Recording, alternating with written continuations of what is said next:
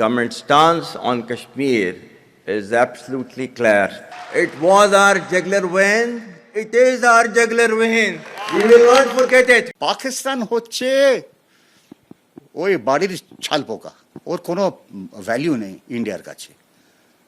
So okay শেষ করার জন্য আমাদের বিশেষ কষ্ট করতে হবে না, পরিশ্রম করতে হবে না, ও শেষ হয়ে যাবে। আমাদের কাছে নিউক্লিয়ার সাবমেরিনস আছে, নিউক্লিয়ার ওয়ারহেড, সমুদ্র থেকে ল্যান্ডের ওপরে পাঠাবার ক্ষমতা আছে। এই যুদ্ধ যদি লাগে পাকিস্তান ধ্বংস হয়ে যাবে। ভারতীয় সেনার হাতে 4201টি ট্যাঙ্ক, পাক সেনার হাতে ট্যাঙ্ক প্রায় অর্ধেক 2627টি। ভারতের হাতে যুদ্ধ বিমানের সংখ্যা 2229, পাকিস্তানের হাতে রয়েছে 1399টি যুদ্ধ বিমান। ভারতের হাতে যেখানে 513টি ফাইটার জেট রয়েছে, সেখানে পাকিস্তানের হাতে ফাইটার জেটের সংখ্যা 328। ভারতীয় বায়ুসেনার হাতে 899টি ফাইটার কপ্টার রয়েছে, পাক বায়ুসেনার হাতে ফাইটার কপ্টার মাত্র 373টি। ভারতের হাতে যুদ্ধ বিমানবাহী যুদ্ধ জাহাজ, পাকিস্তানের হাত শূন্য। ভারতের দুটি পরমাণু অস্ত্র বহনকারী সাবমেরিন, পাকিস্তানের ভাড়ার এখানেও শূন্য। পাকিস্তানের মোকাবিলায় ভারতের হাতে 18টা সাবমেরিন, পাকিস্তানের হাতে আছে মাত্র 8টি ডুবোজাহাজ। 150 কিলোমিটার দূরে আঘাত আনতে সক্ষম ভারতের পৃথ্বী-1 মিসাইল, মাত্র 70 কিলোমিটার দূরে আঘাত আনতে পারে পাকিস্তানের হাতফ-1।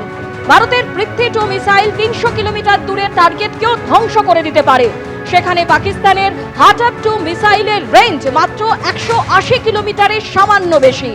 ভারতের পৃথ্বী-3 যেখানে 350 কিলোমিটার দূরের টার্গেট নিশ্চিহ্ন করতে সক্ষম, সেখানে পাকিস্তানের হাতফ-3 এর আঘাত আনার ক্ষমতা 290 কিলোমিটার অবধি। ভারতের অগ্নি-2 মিসাইল 2000 কিলোমিটার বেশি দূরে থাকা টার্গেটও উড়িয়ে দিতে পারে, সেখানে পাকিস্তানের ঘৌরি-2 মিসাইলের রেঞ্জ 1800 কিলোমিটার। ভারতের হাতে আছে অগ্নি-5, যার রেঞ্জ 5200 কিলোমিটার।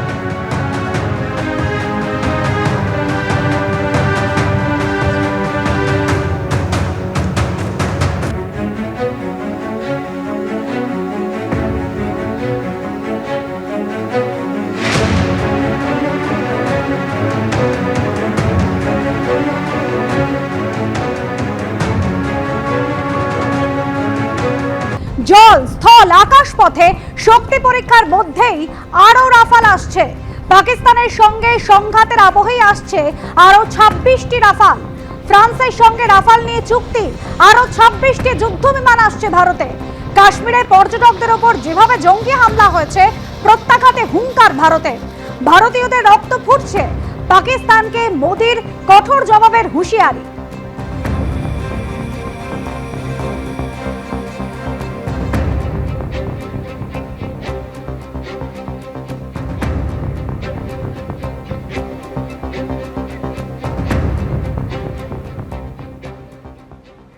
পেহেলগাঁওয়ে নৃশংসভাবে হিন্দু পর্যটকদের হত্যা, ঘরের মধ্যেই একেবারে প্রশ্নের মুখে পাক সেনা প্রধান। দেশকে যুদ্ধের দিকে এগিয়ে নিয়ে যাবার যেমন অভিযোগ উঠছে পাক সেনা প্রধানের বিরুদ্ধে, তেমনি জঙ্গিদের মদত দেবার অভিযোগে ঘরেই প্রশ্নের মুখে পাক সেনা প্রধান। পাক সেনা প্রধানের মদতেই পেহেলগাঁও হত্যাকাণ্ডের বিস্ফোরক অভিযোগ।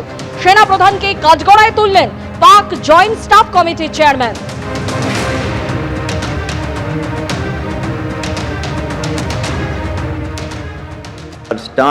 Government stance on Kashmir is absolutely clear. It was our jugular vein. It is our jugular vein. We will not forget it. পেহেলগাঁওতে ঠিক যেভাবে হিন্দু পর্যটকদের হত্যা করা হয়েছে, এবং এই মুহূর্তে কিন্তু একেবারে ঘরের মধ্যেই বলা যায় বিক্ষোভের মধ্যে পাকিস্তানের পাক সেনা প্রধান, এবং তার বিরুদ্ধে একাধিক অভিযোগ করা হচ্ছে।